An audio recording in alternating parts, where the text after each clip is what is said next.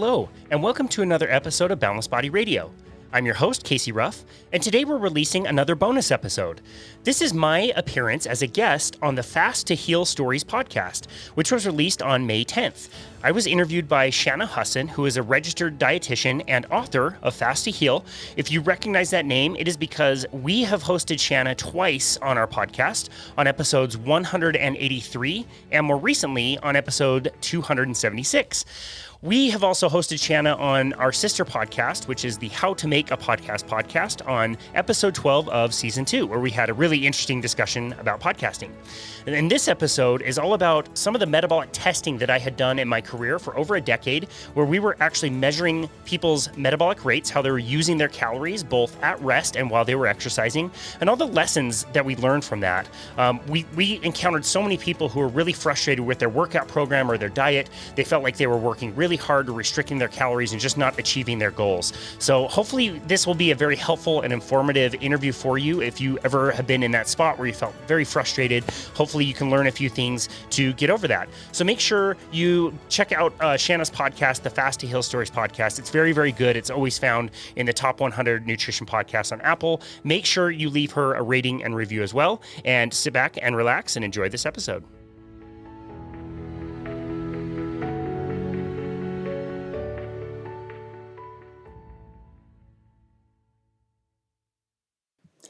Hey guys, this is Shana.hussin. Thanks for joining me for another episode of Fast to Heal Stories. We are on to episode 77 already today, and I have a very special guest, Casey Ruff, joining me for a really awesome interview.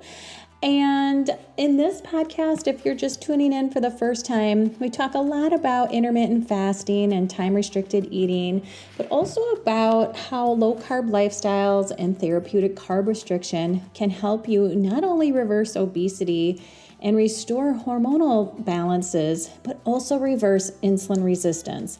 And I am crazy about helping people reverse insulin resistance because it is at the root cause of so many lifestyle diseases, so many stubborn weight issues, pretty much all pre-diabetes, diabetes, or type 2 diabetes, I should say, metabolic issues, fatty liver. It all stems from metabolic illness and insulin resistance. So just a few announcements as we get into this awesome podcast episode.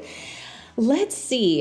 Happy Mother's Day to all of those who celebrated Mother's Day yesterday, myself included.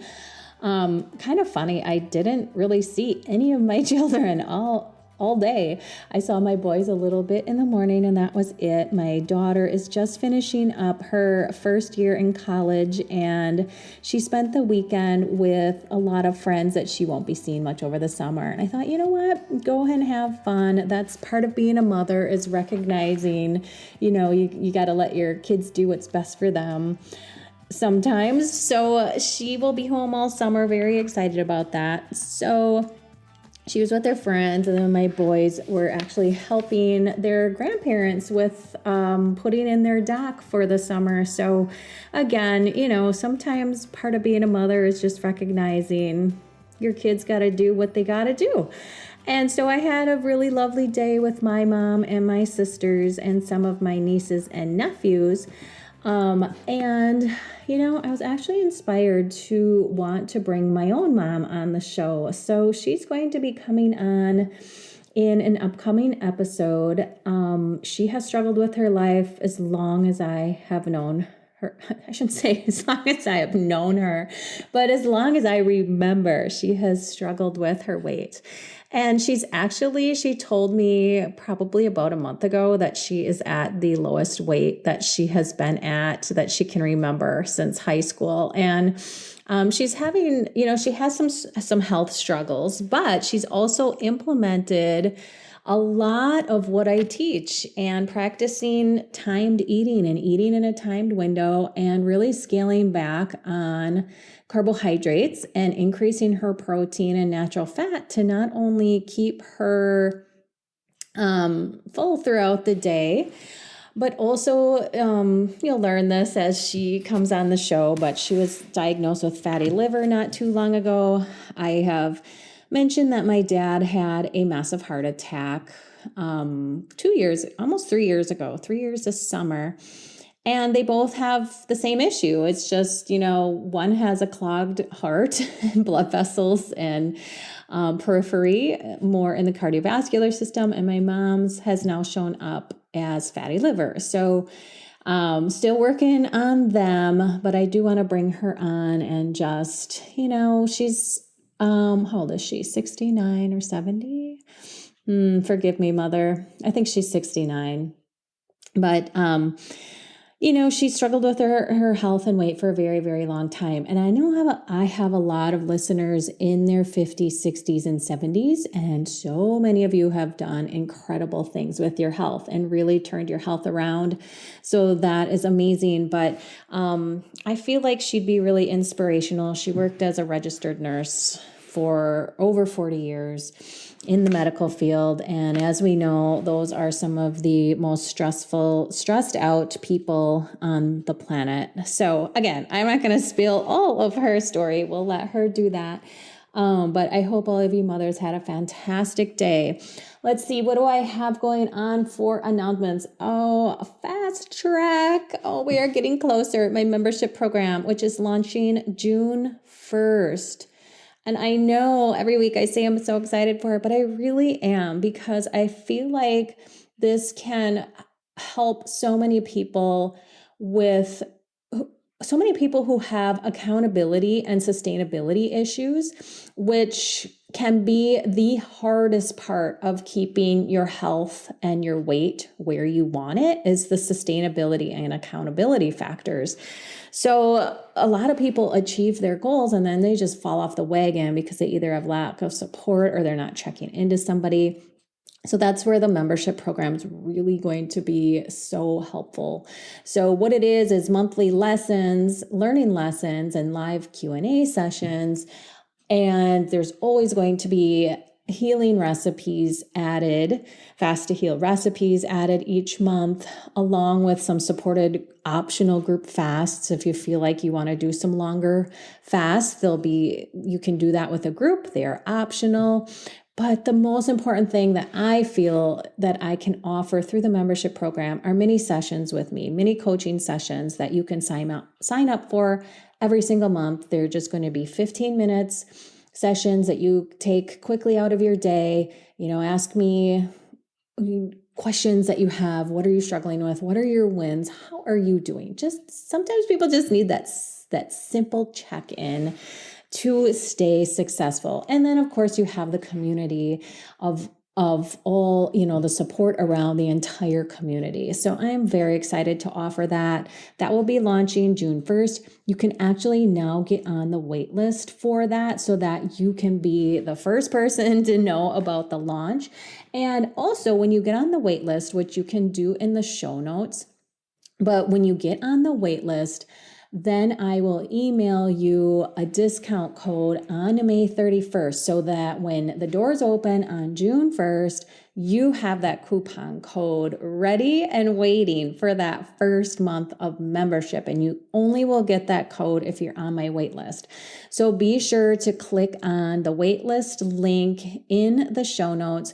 You can also go to fast2heal.info/fast track waitlist, and that will get you on the waitlist as well. So either in the show notes or go to fast2heal.info/fast track waitlist, and that will get you that awesome coupon code. So I know you guys are all curious to hear about Casey Ruff. He is host of the Boundless Body radio podcast, which I have been a guest on twice, and he's just really an awesome guy. So easy to talk with, as you will hear in that episode, but he specializes in low-carb lifestyles, including ketogenic and carnivore diets, and he's helped thousands of clients over the last 14 years learn how to achieve their best lifestyle through movement, lifestyle management, and proper diet. And he's got a ton of experience as a personal trainer. So we talk about some things in that regard that I didn't know. And I learned a ton in this episode, and I know you will too. So with that, let's bring on Casey. Hey, Casey, how are you? So happy to have you on the show. It's an honor to have you here to talk with us. Welcome. Yeah, thank you so much. It's such an honor to be on your show, and it's always great to talk with you. We've loved hosting you in the past. Yeah, it is. It's like I've been on 3 of your shows before, and I thought, hey, let's bring him on. Like he interviews so many people and is such a huge wealth of knowledge that I'm like, let's flip it and pick your brain instead, right? Well, I don't know about huge wealth of knowledge. Let's wait the hour and then we'll find out after. Maybe we'll see. No, and what I love about your podcast, Balanced Body Radio, is that there's just so many aspects of health and wellness. Like this, we focus a lot on nutrition and intermittent fasting and timed eating. Your podcast, my goodness, you scroll through the episodes like, whoa, there's a little bit of everything in there. So it's a great place to learn out like everything about wellness. So excited to have you here. Well, thank you very much. I think there's pros and cons to each. We wanted something to be like very general where we could, interview whoever we wanted about whatever we wanted, but it's also really nice to have something that's about your exact topic. And so, I think pros and cons either way, but it's been a lot of fun. Yeah, that's why we listen to a bunch of podcasts, right? And have a whole bunch in our arsenal. And it's like, totally. You find a new one that you like. Yes. Oh, it's the best. Binge it all. Yeah, it's like binge listen. It's like finding a really great Netflix series. Like, a new podcast. Amazing. Finding Schitt's Creek all over again. Yeah, right. And for me, it's Ozark. I'm like, when it got done, I was so sad. So yeah, totally. Totally.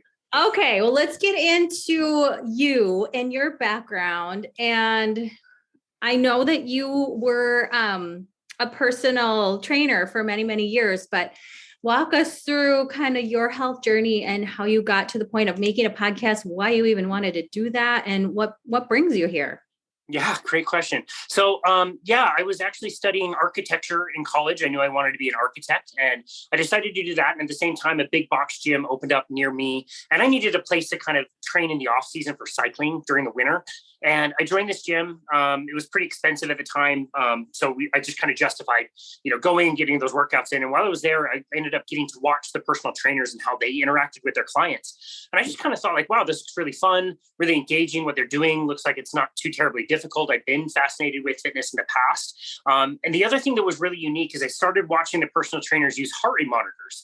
And I had always used heart rate monitors and heart rate training in my own training as a cyclist. And so that was something that came very easy and naturally to me. So I decided to walk into the manager's office and ask what it would take to get a job as a trainer. He told me the first online certification that I would need. I hit the books for the next few months and got certified. They gave me a job.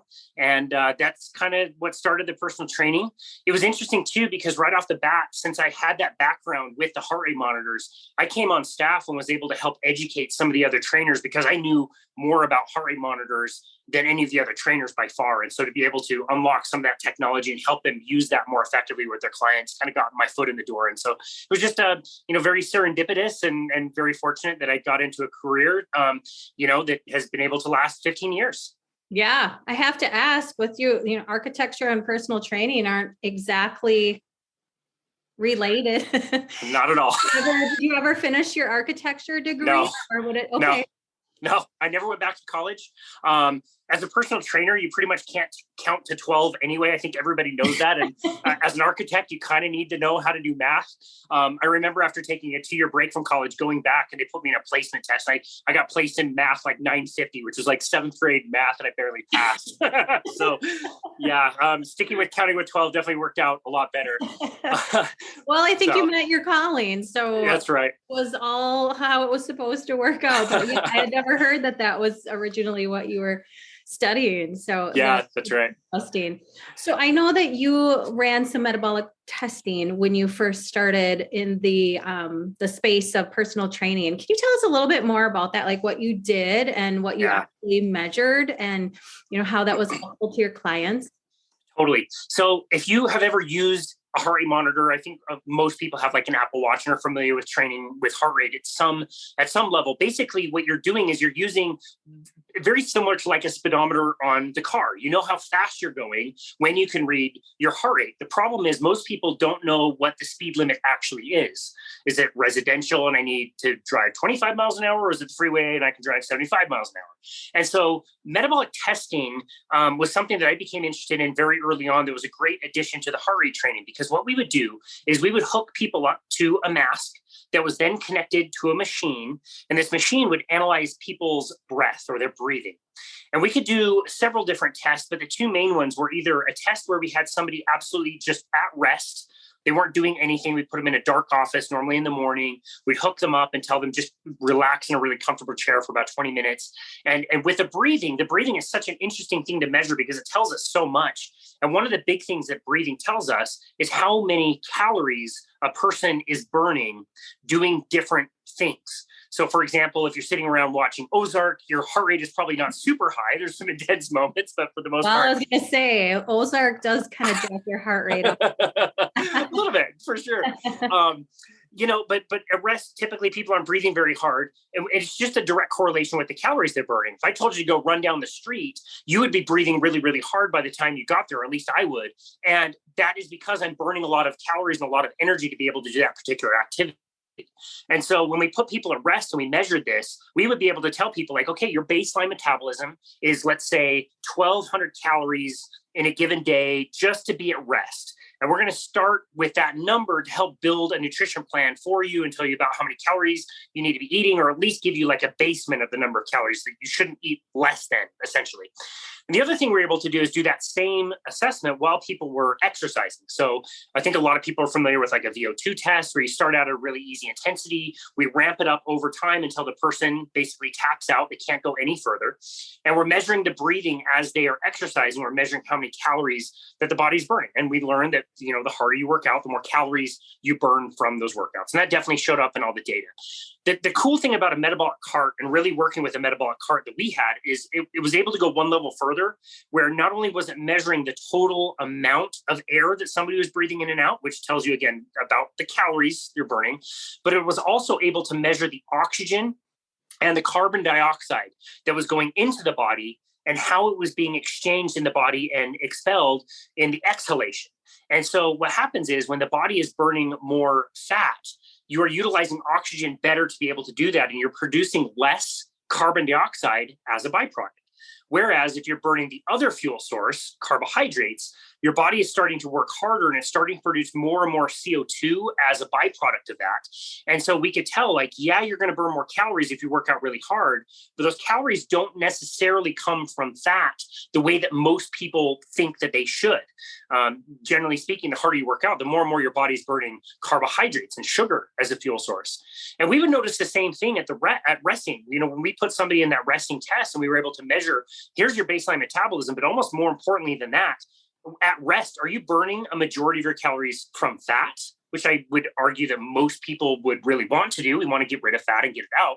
Or are you burning sugar when you're just sitting around? And why would that be? And what lifestyle things may be causing that?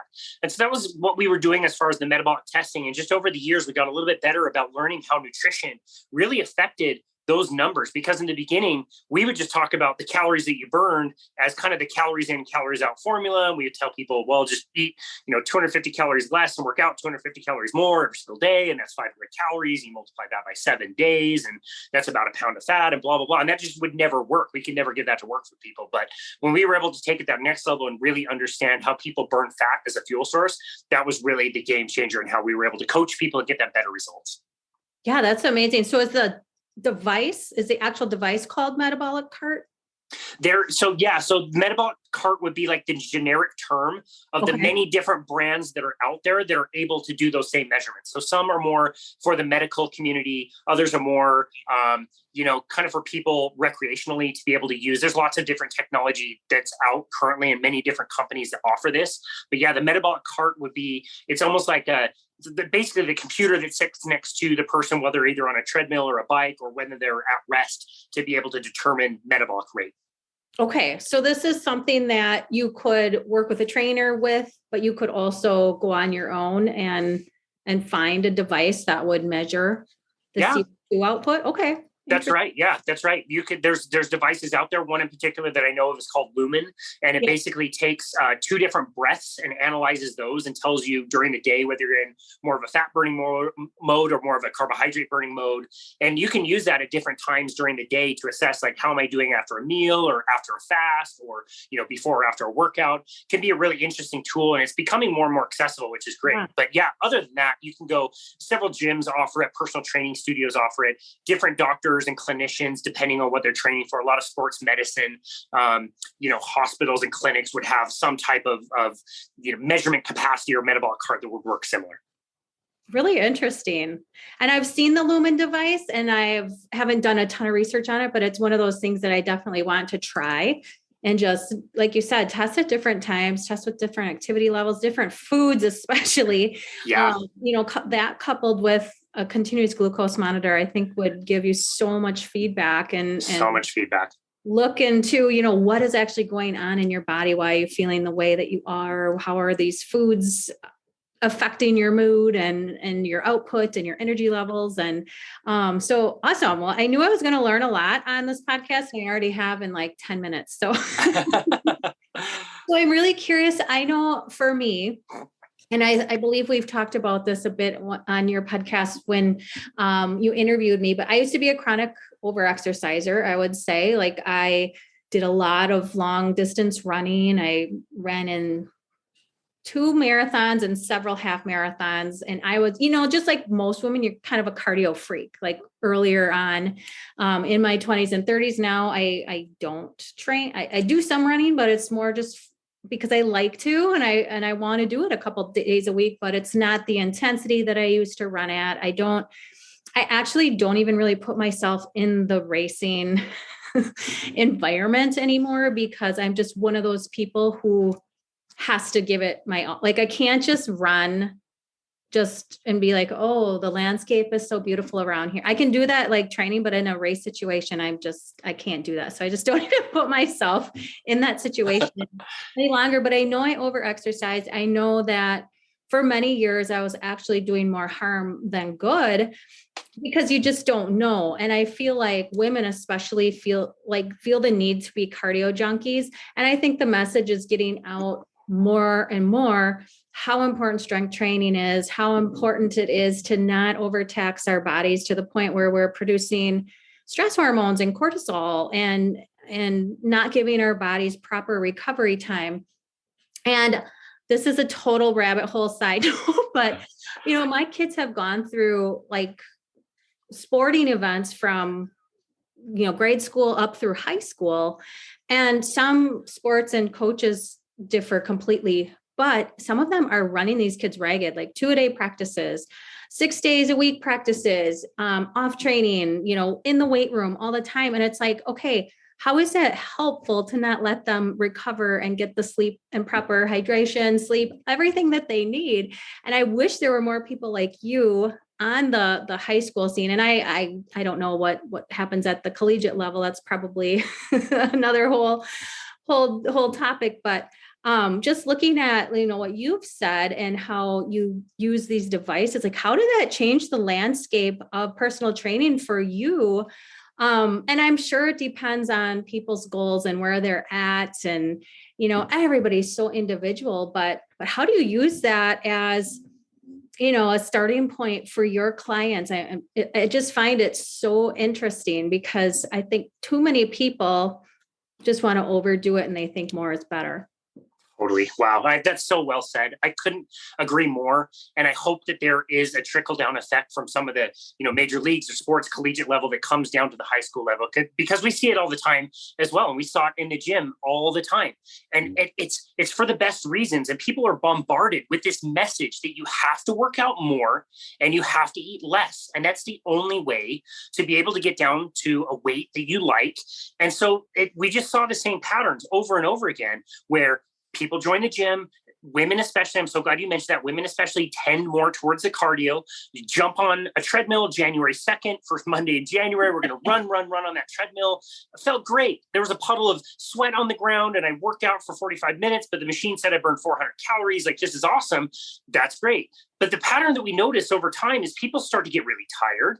The weight loss that happens at the beginning is not just fat loss. They're losing muscle, they're losing water, and that weight loss is slowing down over time, which is really not very motivating.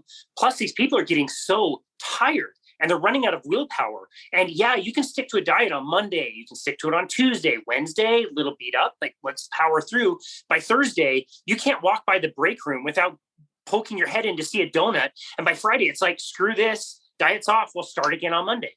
And it just creates this pattern of teaching people exactly what Jason Fung talks about. Like, we are blaming victims of really awful advice. And we're turning around and telling people, wow, you're overweight because you couldn't work out enough, or you ate too much. You didn't have the willpower. You're deliberately choosing foods that are making you fat. And it's complete nonsense. Nobody questions the advice that we're giving people. That's absolutely wrong. We don't want people working out harder. We want them working out smarter. We want to teach them how to be more efficient. And so the thing that I really worry about when I see that pattern, especially in a female, they're going to start doing a lot of cardio. First of all, they're going to be working out in a zone that's really high. So a really good sign is like, how are you breathing? Are you breathing through your mouth? Are you breathing through your nose? Are you able to say a sentence, or are you huffing and puffing? Generally the latter. So that workout is going to burn mostly sugar, which means you're not burning hardly any fat at all, which means I know what you're going to crave when you're done. You're going to want sugar for sure. The other thing is, since you're working out at such a high intensity, is you are burning a lot of calories, which initially is really great. But over time, what that's doing is that's going to start to decrease your resting metabolic rate. The number of calories that we would measure on people when they're just sitting and resting, for somebody that was an over-exerciser and couldn't get enough food in their diet, their metabolisms would be several hundred calories lower just to be themselves, just to sit in a chair. We noticed that they felt really cold, especially in their hands and feet. Their energy sucked. Their mood was very dysregulated. We could see menopausal women, sometimes in their 30s, was not uncommon. Lots of autoimmune disorders, like Hashimoto's, thyroid issues, you name it, the tons of issues that way. And people just wouldn't feel well. And so the argument that we'd have to try to make with people is, have you tried a diet and a workout program in the past? Did it work long-term? Usually no. And then what do you want? Would you rather have a good workout where you felt like you got a good sweat in and you really, did a bunch of work in the gym? Or do you want real results? And distinguishing those two was really the challenge. But once people saw like, oh, wow, I can go on a walk versus running my brains out. I can go, maybe 10 extra minutes, burn the same amount of calories, but have most of those calories come from fat and not feel terrible. And I can eat a normal amount and feel really good. That's how people ended up getting way better long-term results. Yeah. And they did this, was this by utilizing the devices that you were suggesting, or was it more of looking at the things you just mentioned, like how are you breathing, or both? Or how do people know, like, I think I'm in a fat burning zone. I think I'm in, carbohydrate burning zone. Like, how would they know if they wanted to adapt some of these things? And, heart rate, I'm sure that factors into it as well. Yeah. No, that's a really great question. So the data was really good for helping people to get on board. Like, it's not just me telling you that you're burning a lot of sugar. Like, here's the data that we got from this computer that is analyzing your carbon dioxide, and it's showing the same thing. But generally speaking, what we would see, and a good way to know if you're over exercising, in particular, doing a lot of cardio, breathing is a really easy one. Most people should be able to nose breathe while they're doing moderate cardio. One of the things that we would ask people while they were exercising is how they were feeling on a scale of 1 to 10. 1 meaning they're just sitting around and watching Netflix, 10 meaning, they're running away from a bear or something, like the hardest they could ever work out. And we found a very direct correlation with a maximal fat burning heart rate to be very, very close to when people felt like they were at about a 5 out of 10 for difficulty. And that lined up really well with heart rate zone charts that people like Phil Maffetone would come up with. So his heart rate zone ideology is called MAF, maximal effective function for heart rate. And basically it's you take about 180 minus your age to give you a target zone of where you should spend most of your time. And for most people, that's a lot easier of an intensity that they spend a lot of time in, which is why they're doing so much cardio and not really seeing a lot of results. You probably noticed it as well. You do the half Ironman or half marathon, you finish and you see every single body type imaginable big people, small people, all kinds of people. And you think like, wow, these are all the people that have been training hard, exercising for this one event. It's not necessarily that you can lose weight and fat doing that. Right. I'm glad you brought that up. And I think I've mentioned this in other podcast episodes, but both times that, and I never had a lot of weight to lose, but there was always like, before I started intermittent fasting and lowering my carb intake, there was always like just 3 to 5 pounds that was annoying, that would kind of fluctuate. And I would sign up for a race and I'd be like, okay, this 3 to 5 pounds will be gone by the time I run this marathon, because holy man, I'm going to be running up to 20 miles at a time. And no, it's like, I almost struggled with my weight more during those periods. And just, when I was at the kind of the height of the second marathon that I was training for, I got injured. I was just running way too much, doing way too much of the same thing, same type of exercise, overstressing those same muscles, same ligaments, and it's just, I felt like absolute crap by the time I finished the run. Totally. And I've been into strength training for a long time too, but I just never put it together. Like I didn't really think about the type of fuel that I was burning. You just kind of think, oh, I'm doing longer distances, I've got to be tapping into fat. But some of these people, and like you said, I would run races and think, wow, I can't even believe that this person, looking at their form and their body shape, is able to run 26 miles. It's amazing. And I was never one of those people who did a ton of fueling while I was running. There's people who are basically eating the whole time they're running. Oh yeah. Yeah. Well, you're not, you're taking in as much fuel as you're burning off. So yeah, it's so interesting. So do you, and again, I'm sure it's by an individual basis, and we'll move on to the nutritional components after this and your thoughts on fasting and all of that. But when you bring a client on board, do you, I'm sure a lot of it depends on where they're starting at, but do you kind of factor in some of the higher intensity with lower intensity, or, how are you kind of bringing that all together? That's a great question. I think of high intensity as something that's nice to add, but generally speaking, it's not a place that I start. I think most people have had at least some experience doing high intensity training because they thought they should have.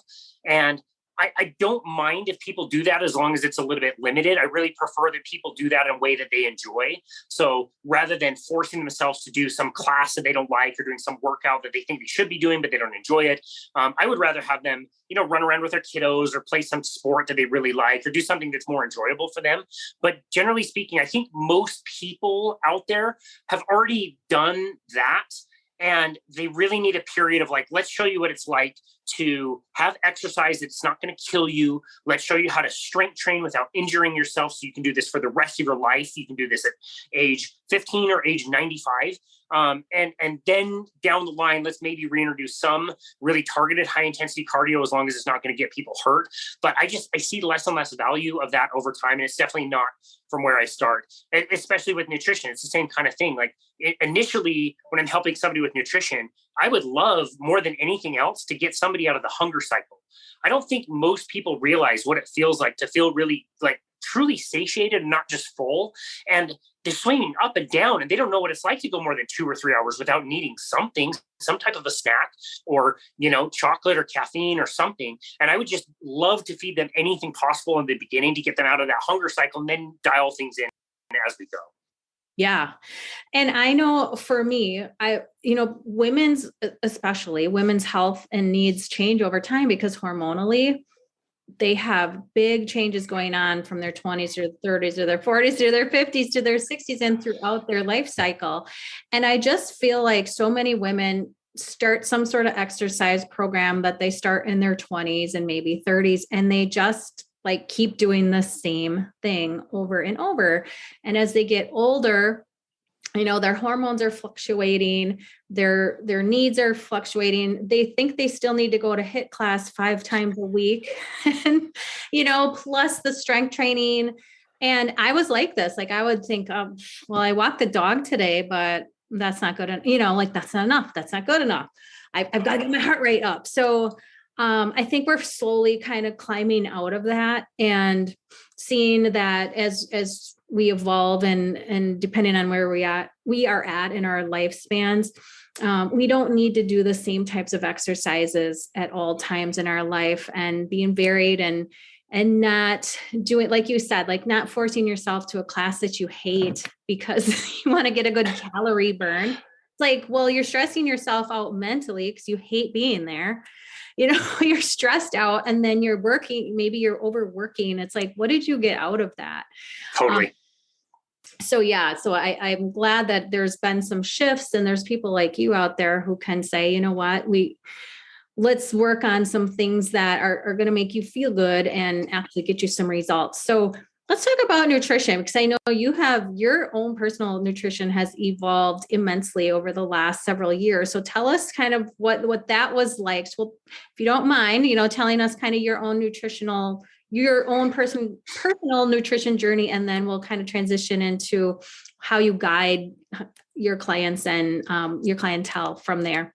Yeah, absolutely. I still need to go back and find this PowerPoint. I don't know exactly where it is, but I remember in like 2005 or 2006, my cycling team had a dietitian come and talk to us and tell us about how to eat as a cyclist. Oh my goodness. No. Like the rice, the bread, the pasta, all the supplements, when to take them, how to eat every 30 minutes. That's just what you did. Like there was no question. This is the only way to fuel yourself. And so I went from eating an extremely high carbohydrate diet, feeling terrible, needing naps, needing snacks, needing to eat between clients for a very, very long time. Once I started competing, I kind of settled out to what my company was talking about mostly, which is kind of, I guess, like a more paleo, kind of a diet where you're really just avoiding processed foods, eating a lot of whole foods, which I certainly think is a great way to go for most people. Over time, especially with the metabolic testing and learning how people's bodies were burning fat, both at rest and during exercise, we started to learn first about the value of adding fat to people's diets. And in the beginning, it was almost like, there is such a thing as a healthy fat. Like, what the hell is that? I thought it was just fat, and it's like Jerry Seinfeld, like, it's fat, it's going to be on me. But we learned that there was some value, and you could make people be a little bit more full. And so all of a sudden there was, a squished avocado on my ciabatta sandwich, and there was olive oil in my salads, and all those things kind of made it on. And I started to feel better. I started to be a little bit more full. When we validated this against the metabolic testing, we learned that people are actually increasing their ability to burn fat as a fuel source, because when they were including more of the fats in the diet, by nature of it, they were just eating less carbohydrates. They didn't even hardly want them. It wasn't very difficult for somebody to, go quote unquote low carb. They just kind of did it naturally and felt better for it. And so that was kind of my journey into, where I was with nutrition. When I got into actual nutrition coaching, it was 2017 when I got certified.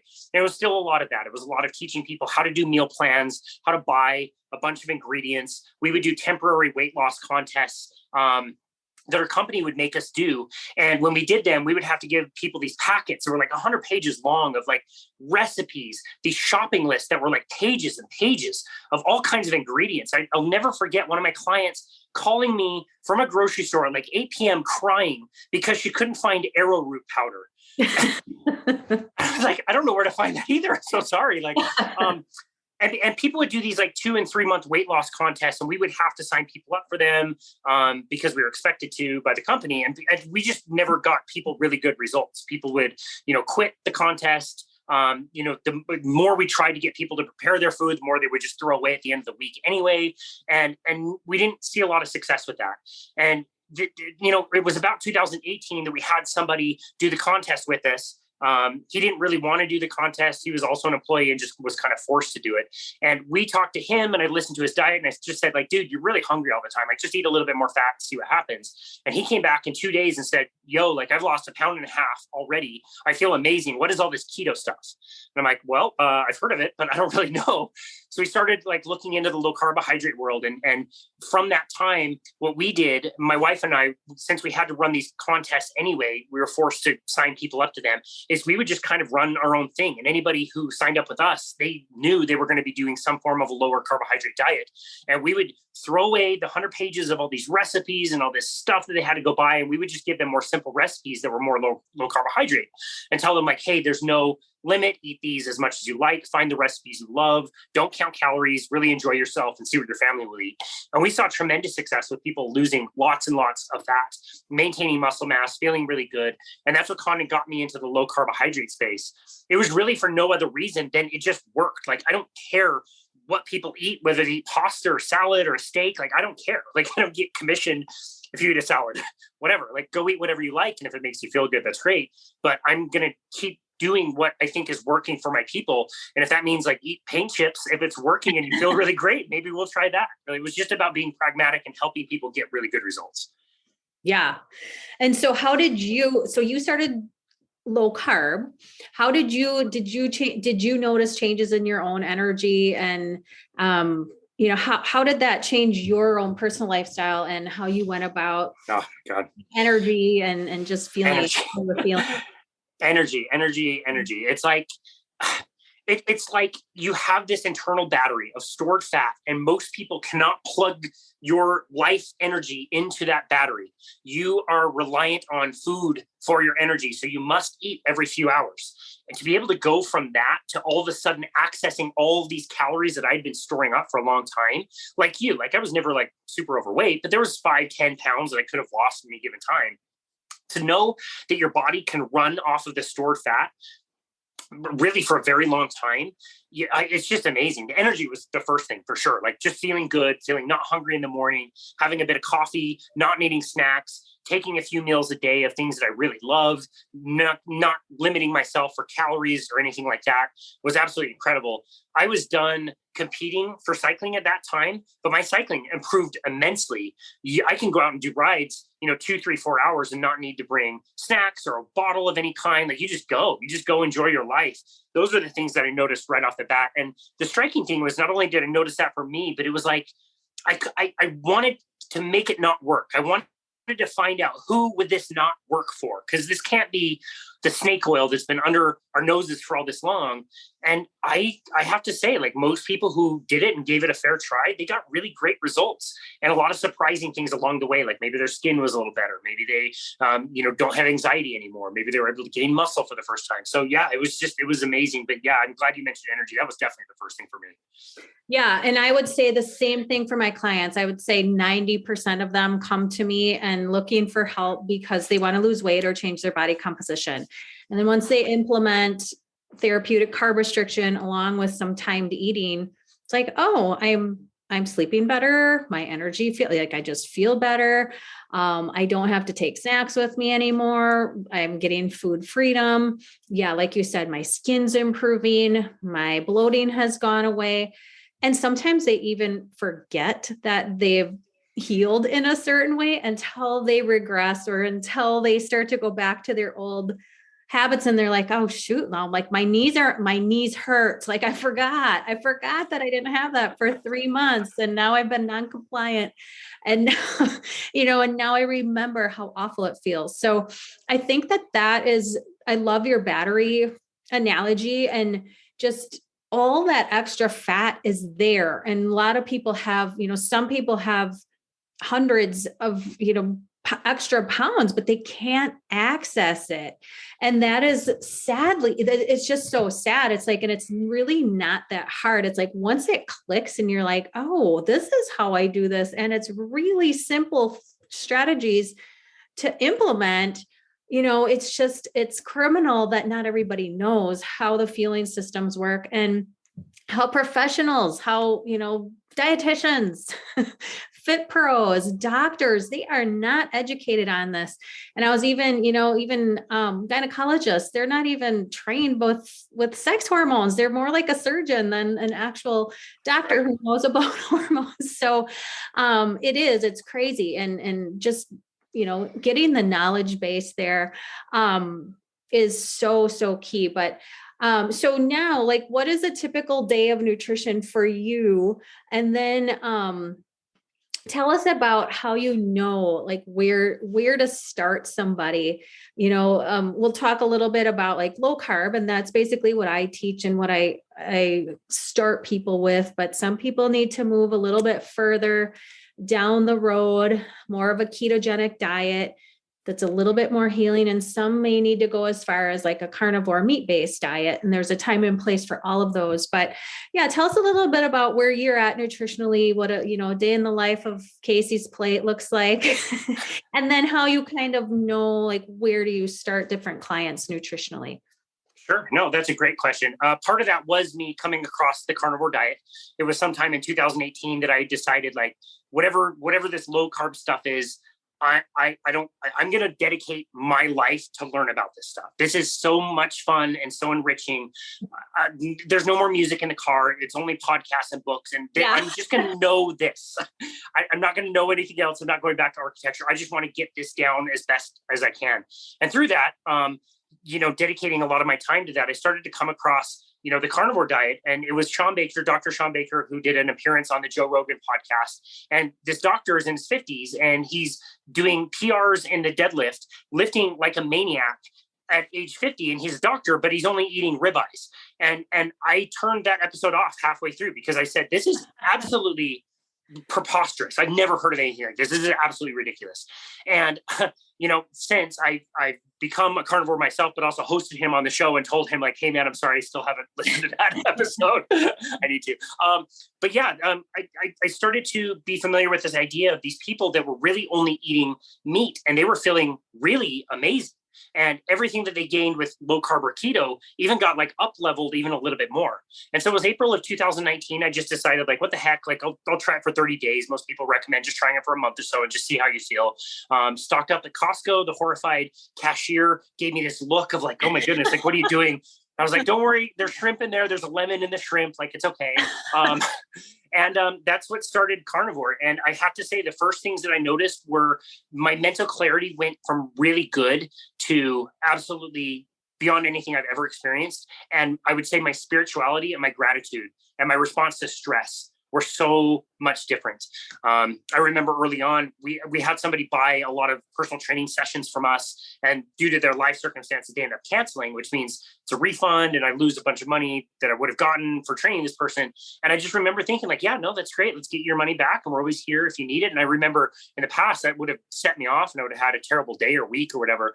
And I could just respond to stress a lot better. And so May 1st rolled around and I just continued doing it. And that was 3 years ago, this past April. And I've been able to stay on a primarily carnivore diet since. It's been really great. A day in the life for me is I might, have a bit of coffee in the morning. I don't always have it. Sometimes I do. Typically I'll have a black.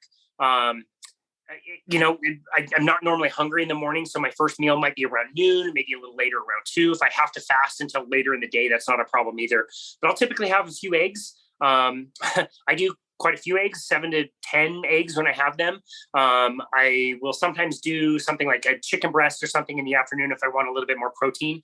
And then at night, it really just depends on what sounds good. We always try to keep 2 or 3 different protein options available. So whether it's, like a chuck roast I made the night before, maybe I want to do meatballs or burger patties, something like that.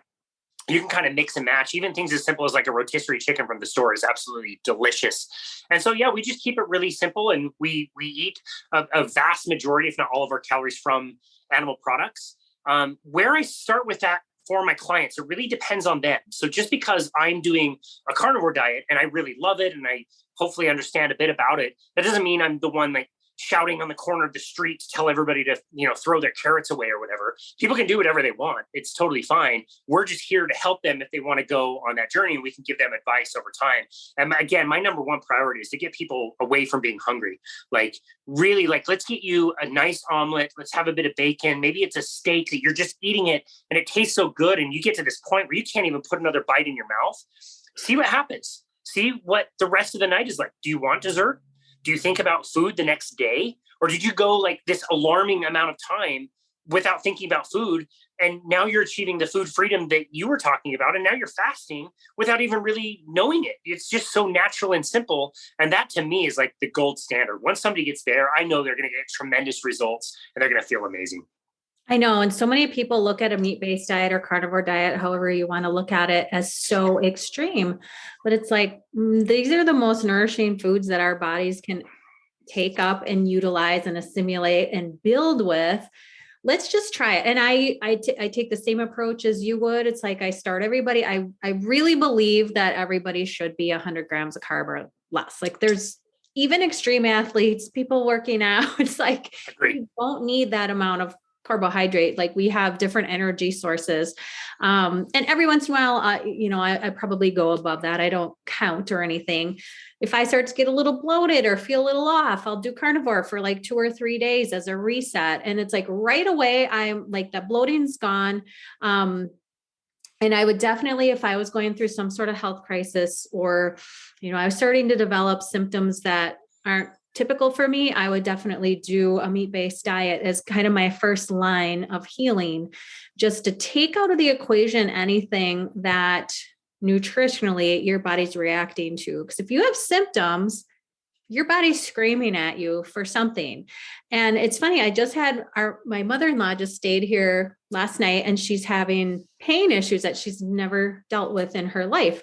She's a very active, she's 73 and trying to get to the bottom of it. And, as she was leaving, she's like, oh, my body just hates me. I'm like, no, your body is telling you something is off. We just need to figure out what it is. It's not just like, going wonky there is something that is causing the inflammation and the pain. We just need to figure out what it is. And that guesswork is really challenging sometimes, but yes, like I said, that would be my first line of defense, and just trying to heal something is going to the meat-based diet.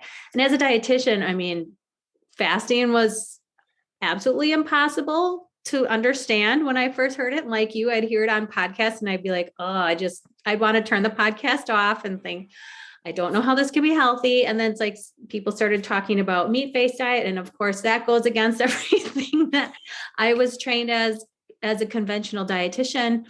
But when I meet with clients and they're very ill, we always talk about that. Like if you have 3 autoimmune issues, there's so much inflammation going on in your body, and your body's reacting to so many different things. Let's at least pull the things out that we can control, that are going in, that you might be reacting to. So I think people are becoming a little bit more open to it. But we definitely have, the conventional recommendations working against us. And like you said, you check out you check out at any grocery store with a pile of meat, and people are just like, really? What's going on? You're gonna die. They don't blink an eye. The donuts and the Pop-Tarts and the nasty cereals. It's like, that's normal. Yeah, that's right. And that's not even to say anything about what we would consider really healthy plant foods. And the thing to understand that I really appreciated, we had a guest, Dr. Bill Schindler, on our show, who wrote the book, Eat Like a Human. And he acknowledged that, yes, we are omnivores. We can eat plants, we can eat animals, but that we are very poorly designed as humans to really eat any of the foods that we eat. We don't look exactly like carnivores, although our digestive system definitely does. And the stomach acidity lines up even more with scavengers than it does carnivores, very acidic.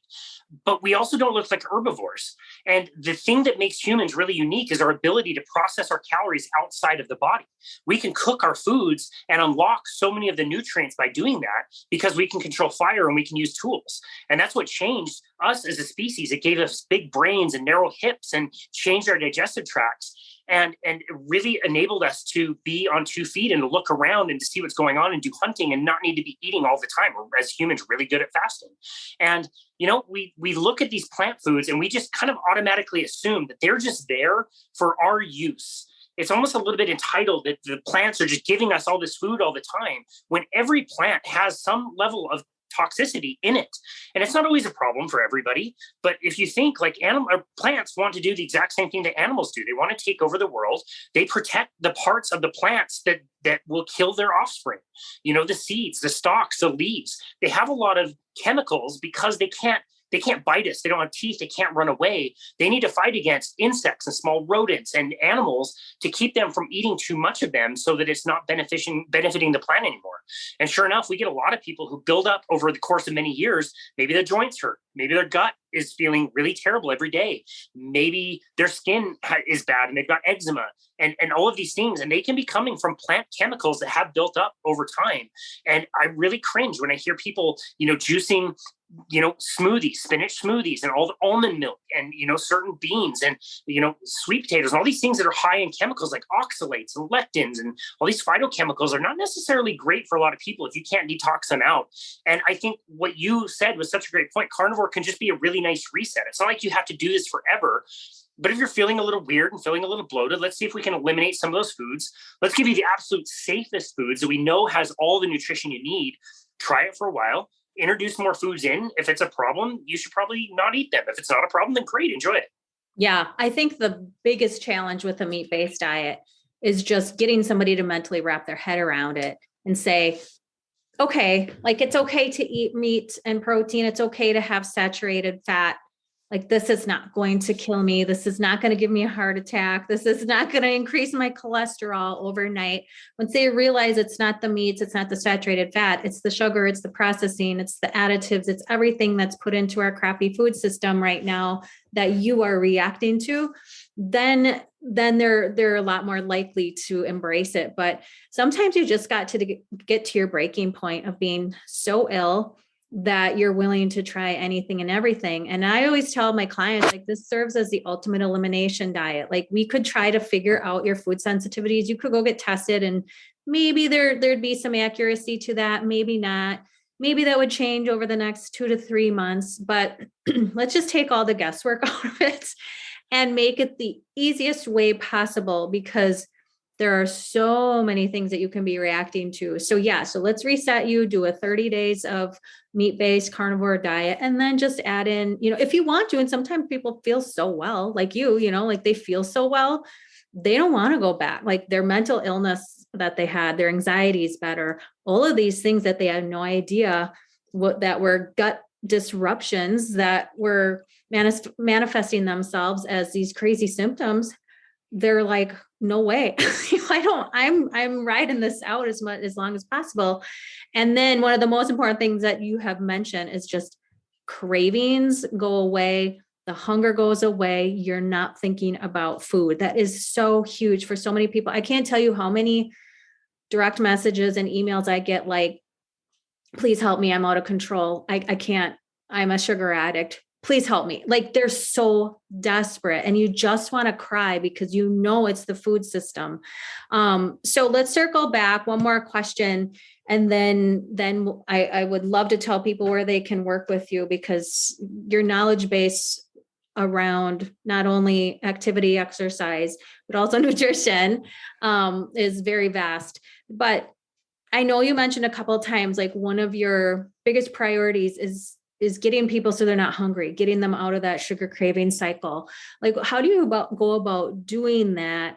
What are your top strategies? I know you probably already mentioned some of those, but how do you get people out of that cycle? Because I know people are like, oh my gosh, I gotta listen to this right now. That's them. Like, they're so addicted to carbs and sugar. Yeah, I love everything you just said. And I think such a key takeaway there is, as a health coach, as a carnivore coach, our main goal, honestly, like what I do mostly, is getting people permission. I'm so glad you brought that up. And so we would start, honestly, with people giving them permission to eat salty, fatty meat, especially red meat, as like the foundation. Find some red meat that you really enjoy. Don't worry so much about the quality. It's important, probably not as important as we've been telling people for all these years. And make things that you love. See how good salt can taste on things. Yes. Try a brisket or a ribeye if you can afford it, or just ground beef and make burger patties. Find the things that taste really good to you and give yourself permission to eat them until you're really, truly satiated. And I think that's the horror that most people have, is when I tell them, like, go have a 12-ounce steak or whatever, they're like, oh my goodness, like, look at all the calories and protein and there's so much fat. But they don't realize that this one meal is going to kill all of the cravings for hours and hours and hours. Any snacks and, whatever is probably going to be containing a lot of sugar and is going to be stimulating insulin. And now you're on that roller coaster ride of blood sugar. Like, let's get off of that completely. And by starting with proteins and fats together, I think that's the absolute best way for people to start. Use things that you like. If it's chicken, try chicken thighs versus the chicken breast. If you're doing sirloin, maybe try one of those fattier cuts and see how that tastes. Be really liberal with salt. Make sure you're using plenty of salt on food, not something really to fear unless you have some very serious blood sugar issues. Really salt your food and see how that tastes and see how that really makes you feel satiated. Maybe for some people that could be fish, that could be eggs. There's lots of different things that people could use. I do think that red meat is best for most people, but just start with what you are and really focus on that and eat that first, and then just see how you feel. Chances are you're going to be feeling a lot less hungry, and those cravings, It's like you said, when you're used to battling those cravings and trying to out willpower those cravings, it's a losing battle. You're going to lose that. But when you just don't think about it anymore, you almost take it for granted. Like the ability to walk by a bakery or through a grocery store and pass all the delicious looking foods that are screaming at you saying they're super healthy. They don't even tempt you anymore. You just go to where you know your food is and just eat those things. And it might be restricted as far as like the number of things you are eating, but you're eating so much of those things. It's not restrictive at all. It's amazing. You just have as much as you like. It's great. So that's Right. where I would start. Right. And I like to think of it as simplifying things rather than being restrictive. And to me, it's like when you've taken all of that food out of the equation and you're left with simplifying just food, just meat, and maybe sometimes people can do a little bit of dairy or like you said, a little bit of plant food that is a lot less harmful than other plant foods. But if you're really sick and you want to get better, like just go all in meat-based, at least for a while, and then start to play around with some things. But it simplifies things. And that's where we haven't even talked about fasting, but like fasting simplifies things. And like you said, this podcast, we talk a lot about intermittent fasting, but if you're balancing those meals correctly and you're eating protein and fat at your meals, maybe a little bit of fiber if you tolerate it, you just don't think about food and you're naturally fasting. Fasting. Yeah. Yeah. So from day to day, does your schedule, I know, do you deliberately have like an eating window per se, or do you just kind of go off of whatever you're feeling like? Yeah, I don't per se. That's another really good question. Most carnivores end up somewhere naturally between eating 1 and 2 meals a day. Yeah. That's just what they do. And so it's funny. You're right. Like we haven't talked a ton about fasting, but it's almost like if I can get people down this path, they'll be fasting anyway. It'll just be a byproduct and they feel amazing. I've recently added more meals in because I'm trying to build a little bit more muscle. And I think you can definitely take fasting a little bit too far when you're on a carnivore diet. It's challenging to make sure you're getting adequate amounts of protein and adequate nutrients when you're only eating once a day. But that said, I think that most people would just end up fasting naturally when they're eating those foods that are feeling really great. And then they get all those side benefits without it feeling like this is a miserable thing. I got to start fasting, which most people, like if you're eating standard American diet, is going to be really tough. Yeah. Oh, for sure. And that's why I see you, and you probably see it with your clients. A lot of them just naturally transition. It's like, let's do low carb first. Let's get you down to a place where you're starting to burn some different fuel. You're not just reliant on carbs all the time. Let's do that first. And then if we need to go more ketogenic, like 50 or under, we can go there. But yeah, once you get into, that kind of look for your diet, like 50 grams of carb under, and then maybe even transitioning to meat-based carnivore, it's like, you don't even have to think about fasting as intermittent fasting. You don't even have to have like, oh my gosh, my window, I can only have a 4 or 6 hour window. It's like, I know, like I had a really big lunch today and I'm like, I probably like in my head, I'm like, I know I'm not going to need to eat dinner. Cause I just like, there was a lot of fat on, not a lot, but like a high amount of fat and a high amount of protein and some fat. I mean, I'm like, I know that this is going to hold me. Or if I do eat dinner, like if I feel like I should eat dinner, it's not going to be this amount of food. Like there's no way I would plug my body again with this amount of food because it's just, I'm not going to be needing it. Food freedom is wonderful. Amazing. It's amazing. So it's been such a pleasure having you on the show today. I'm glad we got, kind of deep dive into the metabolic, how to measure the carbon dioxide and all of, like that is something that we definitely haven't ever talked about on the podcast, and how to transition it into nutrition. I'm sure people are curious if you're taking clients, if they can work with you, what does that look like for you? And tell us where, if we can work with you and where we can find you. Yeah, of course. So when the pandemic hit, we lost our jobs at the gym that we were working at, and we started our own company, which is Boundless Body. So they can just go to our website, which is called myboundlessbody.com. One of the first things you'll see there is a book now button.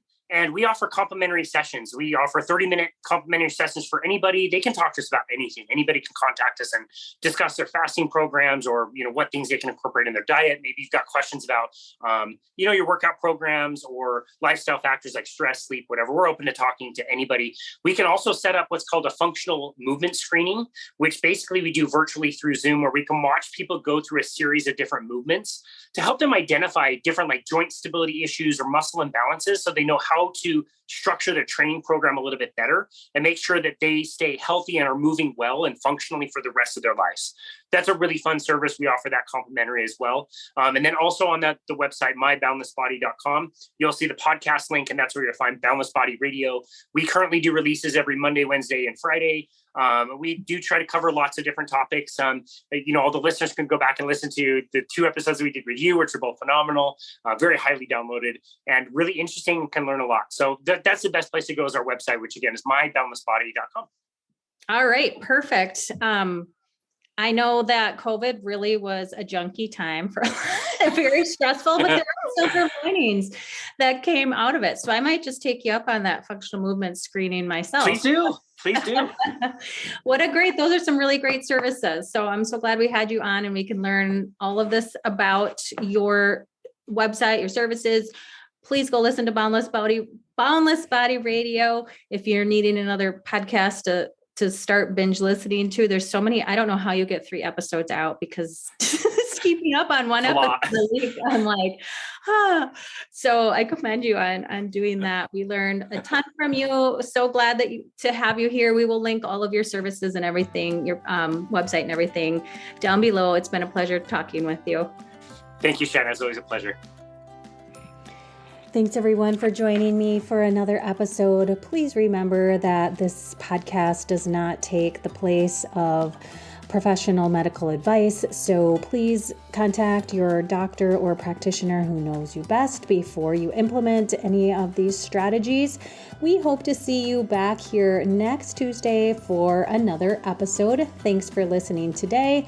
Please be sure to visit www.fasttoheal.info for all my resources, courses, downloads, and free guides. You can visit fasttoheal.info/free guides to get started with the Fast to Heal lifestyle, and the Fast to Heal book, which explains my 5-step process, is available on Amazon as a paperback and also on my website as a download. So thanks again, everyone. See you back here next Tuesday.